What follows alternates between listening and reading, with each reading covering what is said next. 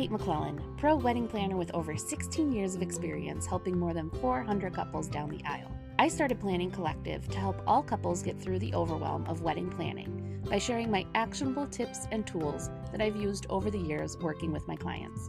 We'll focus on getting rid of what I like to call FOWO, the fear of wedding oversight. This is an unfortunate condition that almost every couple will suffer from at some point.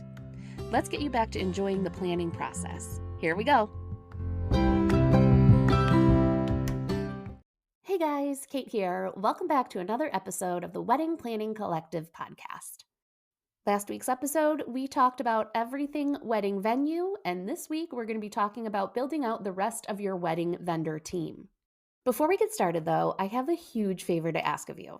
If you found any of these episodes helpful, could you take a couple seconds right now while you're listening and give the podcast a quick review on Apple and Spotify? Theo would love it, and it would help all the newly engaged couples out there get the real wedding planning tips they need. And of course, it would absolutely make my day knowing that we're helping. If you're not sure what to say in the review, just drop your wedding date, location, or you can even drop a question that you'd love to have answered in a future episode. All right, moving on. Let's talk about your wedding vendors. But of course, because I want to make sure you have a solid foundation in your wedding plans, let's do a quick review of the last couple episodes first. If you're newly engaged, the first things you want to do are 1. Set up your wedding accounts. 2. Discuss your wedding priorities. 3. Discuss your wedding budget. And 4. Create your guest list. Once you've done that, you're going to go over the venue details and priorities that we discussed in the last episode. And then you're going to be ready to start talking about building onto your vendor team. These might all sound pretty obvious, but many couples have a quick conversation about their priorities, the budget, or the guest list, and they get so excited about setting a date that they start scheduling tours to see venues.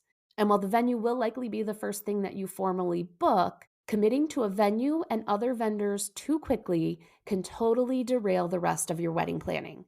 It's so easy to fall in love with a space or a vendor while you're talking to them in person, and in the excitement of the moment, you might overlook or underestimate some important details that could come back to haunt you later on. You will not regret putting a little bit of extra time in on the early end to make sure that you end up with what you really want for your wedding down the road. Once you have your venue locked in, the next step is going to be to secure the rest of your vendor team. The core team members or other wedding vendors aside from a venue that most couples will have will include an officiant, a caterer, music for both the reception and the ceremony, a photographer, florist, baker or somebody to do the desserts, hair and makeup stylists, and a stationer or someone to do your invites and paper products. Beyond that, the list of other vendors that many couples will also secure but aren't technically required would be your wedding planner or your day of coordinator, a videographer, transportation services, rentals, lighting, and a photo booth or other entertainment. Other than listing out what vendors you need, the next common question we get is what order do you book your vendors in? You'll want to book based on their availability or lack thereof to take multiple events. So we start with the vendors that can most likely only do one event per day or weekend, and then move on from there. Here's a breakdown of the typical wedding vendor booking order. Your priority vendors are going to be your venue or venues, a photographer, a DJ or band, a wedding planner, and your videographer. These are the vendors who typically only have one spot open per day, which means they're going to be the first ones to book up. The next up in priority will be your caterer, officiant, rentals, florist, and your hair and makeup team. Most of these companies can offer help at more than one event per day, so that puts them a little bit further down on the list, but of course still a crucial part of your vendor team. And the less urgent category will be transportation, photo booth or other entertainment, lighting, stationer, and baker. Now, I put these in the less urgent category, not because of their priority and importance of your wedding, but because these vendors generally have the ability to book multiple events in a day and therefore their booking calendar typically stays open longer than the rest of the vendors that we're discussing. I will say, if there are any vendors that you absolutely must work with, let's say you've been stalking a baker on Instagram for years and you absolutely know that you need that baker to make your wedding cake, you can lock them in as soon as you know your date. However, if wedding cakes are not a huge priority for you, I'd recommend that you focus on the other vendors that might book up quicker, as again, a baker can typically provide multiple cakes in any given day or weekend for weddings. Okay, so now that you know the booking order for your vendors, where are you going to find your vendors? First, I recommend reaching out to family or friends who have recently gotten married or thrown another party. Who did they like? Who did they not like working with? You can also ask your venue, your wedding planner, or other vendors that you're already working with if they have a preferred vendor list or favorite vendors to get you started. Putting together a team of vendors that really enjoy working together is going to make the wedding day so much more fun for not only you, but of course for your vendors. You can use the knot or wedding wire as a start, but make sure that you're paying more attention to their actual reviews over their placement on the page or awards that you see listed. The placement and awards are solely based on those that pay for advertising, so that's a little bit skewed in my mindset. However, the reviews are going to be legit. And finally, check out hashtags on social media like hashtag Michigan Wedding Planner or hashtag Houston Wedding Band. All right, now that you have a list of potential vendors in each of the category, how do you go about the inquiry process? The first step when researching or reaching out to vendors is to get an idea on whether or not they'll be within your budget. If you haven't broken down your budget categories, make sure you do that before you start committing to vendors. Some vendors will put their pricing information right on their website or in promotional information, and others will prefer to have a conversation with you before providing a quote. I know it can be frustrating when vendors don't put pricing on their website or on their information, but in some categories, it really is important for them to know a little bit more about your event before they can provide you with an actual estimate. Any vendor should be able to give you a price range before committing to a meeting, though, and there's nothing wrong with letting a vendor know that you want to make sure they're within your budget before you schedule a time to meet. Compile a list of the potential vendors in each category and just start gathering information about their availability and general pricing.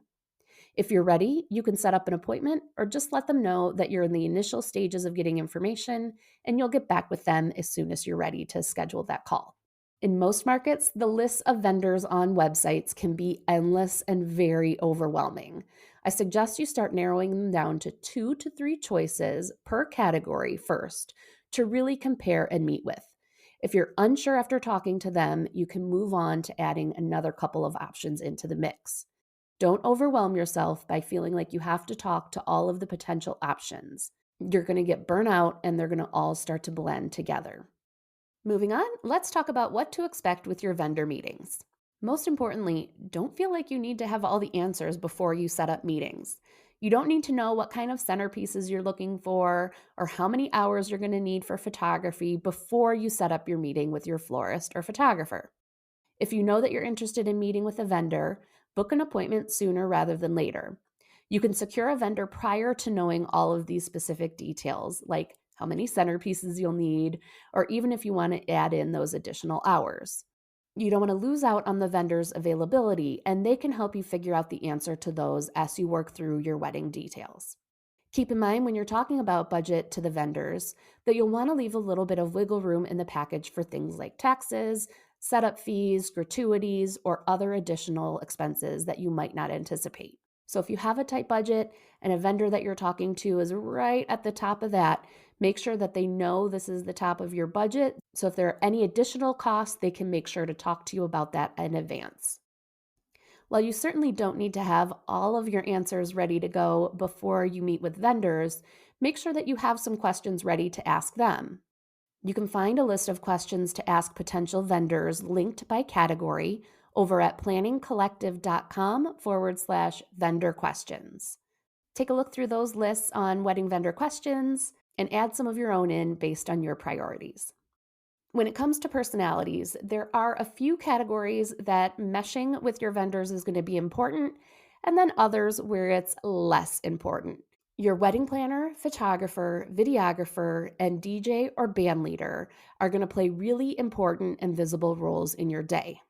Making sure that their personalities mesh with the two of you is definitely something you want to consider, as you don't want to have an overbearing photographer or really pushy wedding planner if that doesn't fit your vibe.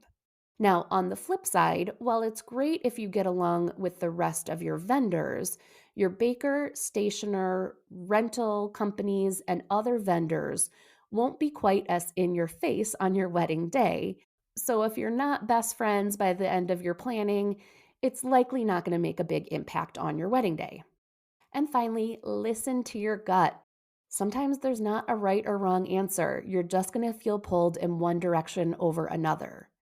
For some vendors, it might be purely a numbers game, who has the lower quote. And for others, you might pick a vendor that is a little bit more expensive, but you're just feeling a bigger connection with them. Making decisions on vendors can be one of the hardest things when it comes to wedding planning. There's likely going to be multiple vendors in each category that would do a great job for you. If it comes down to it, it could honestly be a flip of a coin, who gets the contract back to you fastest, or who has the lowest price point. Again, review your wedding planning priorities on this one and listen to your gut. Okay, now I want to hear from you. Where are you at with building out your wedding vendor team? Head on over to the Wedding Planning Collective Facebook group and let me know. And again, make sure you grab that list of questions to ask potential vendors over at planningcollective.com/vendor questions. Thank you so much, and I will see you in the next episode. Hey there! Before we get into the episode, I wanted to make sure that you've grabbed our free wedding planning resources that I made specifically to help guide you through the overwhelming details of planning a wedding. Head over to planningcollective.com/free-guides and sign up for totally free resources on expensive wedding planning mistakes, the first 4 things every engaged couple needs to do, a full backyard wedding or unique venue wedding planner, and our pre-wedding worksheets that every couple needs. All 4 of these downloads are currently available, and we're working on some more fun and, of course, free resources coming your way soon. Again, you can find all of them at planningcollective.com under the Free Guides tab. See you there.